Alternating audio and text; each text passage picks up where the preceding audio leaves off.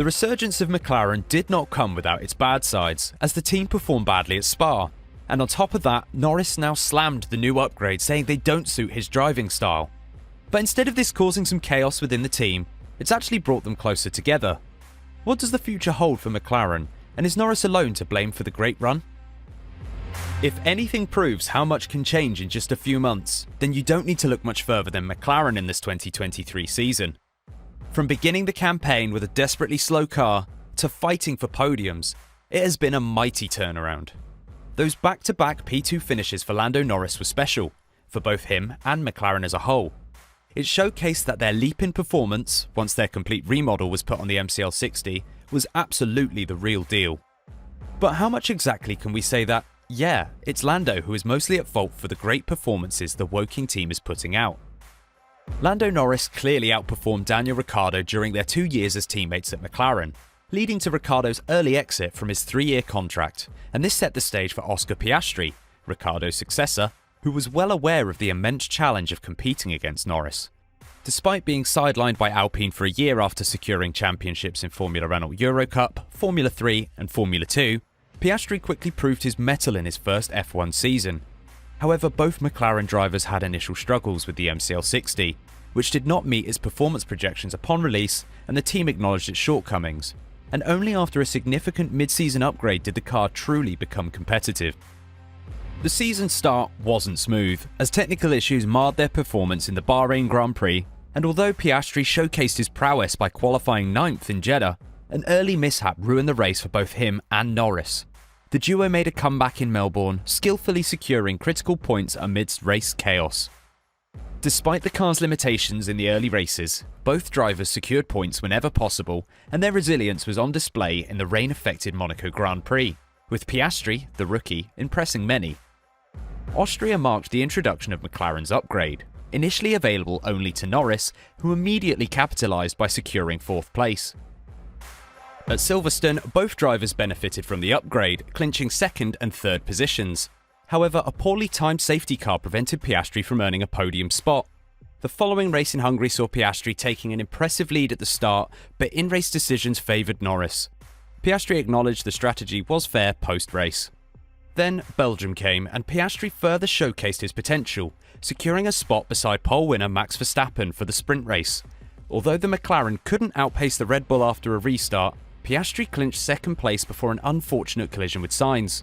As the season progresses, while Norris currently holds the lead, it's not solely due to strategic advantages, and Piastri has consistently demonstrated that given time, he can match, if not surpass, his teammate's speed. Whether this is bad or good news for the team, only time will tell. However, Lando has openly criticised the upgrades, saying it does not suit his driving style as well as his teammates. The team has made a major step with its car after releasing the first part of its anticipated upgrade package at the Austrian GP. Benefiting from the updates, Norris has subsequently finished 2nd in both of the British and Hungarian GPs. "It's not just my liking, it's also Oscar's because we have pretty similar comments," said Norris when asked what he needed for the car to suit him. "Same as last year, even when Daniel was driving, we had a lot of similar comments. Every day, every weekend. It's difficult to describe. You have to drive it quite one way, but it's also a way that I don't want to drive or like to drive. I don't like to drive the car the way that I have to drive it now. I feel like it isn't to my strengths at all. I want to be able to carry minimum speed and to U a corner, and the last thing I could do at the world now is U a corner. I have to V the corner more than ever, and I've never been the biggest fan of doing that, and I don't like it that much." Norris humorously remarked that the car prefers to remain in a straight trajectory, and even then it doesn't achieve high speeds. However, a notable strength of the car is its performance under straight-line braking, so this characteristic makes the car particularly efficient in wet conditions where braking plays a significant role, as seen in races like Monaco. Such conditions help in building tyre temperature and boosting the driver's confidence. Yet the British driver clarified that the car isn't particularly fast around corners in wet conditions, and the current car design demands driving in a very specific manner, regardless of changing conditions such as wind direction, fuel load variations, or tyre wear. He's had to adjust his driving style to fit the car's demands, indicating that the current car's behaviour deviates considerably from his preferred driving style. When asked how can the team address these issues, Norris said, "I guess it's aerodynamics, we still have a focus of it. But at the same time, it's a handling characteristic, which I would say is not all to do with aerodynamics.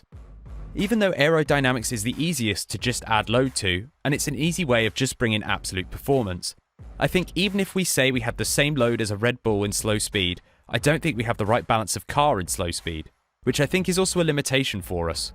I don't think it's just about looking at aerodynamically how we perform, but also mechanically, and tying everything together and coming up with little tricks and things that some other teams have to accelerate low speed performance. And I think it's great McLaren have two drivers that can push each other. If you go back to 2019, you'll see that Lando performed just as well against Carlos as Oscar is against Lando, only the results the car were capable of didn't show it.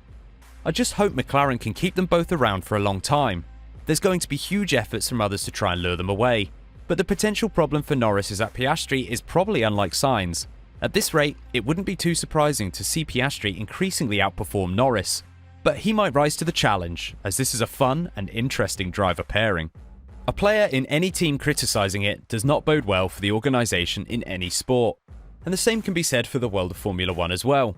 However, one would expect Zak Brown to defend the team, but he says that these comments from Lando further motivated the team to work harder and to achieve bigger things. In 2023, McLaren failed to meet its season objectives due to issues with the initial design of their car, and this prompted considerable organisational changes spearheaded by the newly appointed team principal, Andrea Stella. Although Norris had been openly critical about the MCL60's shortcomings and still expressed concerns about its performance in low-speed turns, Brown denies that such remarks were demoralising for the Woking team. "No, we're all motivated," Brown told motorsport.com. "We kind of get happy together, we get grumpy together. So if he's made a comment, it's consistent, it's motivating. We don't get down, we fight hard." I mean, if you look at how poor the start of the season was, that was hard. Meanwhile, underneath the surface, we knew we were seeing great development in the wind tunnel, so it was like publicly taking a battering at the start of the year, while knowing underneath things were actually going really well. And the team handled it really well, so we're motivated. The beginning of the season might now be looking like a distant memory for McLaren, but there's no room for complacency, as their initial performance during the first 8 races suggests they may find it challenging to climb higher than their current 5th place in the constructors' standings, especially being 88 points adrift of Ferrari in 4th. However, the tides are turning, as a staggering 83% of their 103 points have been earned since the upgrades in Austria and Silverstone, with only Red Bull surpassing them during this period. And with anticipated enhancements set to roll out post the summer hiatus, competing for podium spots is imperative. Furthermore, McLaren boasts a powerhouse duo in their roster. The combination of the incredibly talented and ambitious Norris and Piastri is a dream for the team, and these two continue to mature and fight for higher spots. Their contributions promise to bolster McLaren's prospects not just for this season, but also as they head into 2024. What do you think? Can McLaren continue their good run in Holland and Italy? Let us know your thoughts in the comments below, and we'll see you in the next one.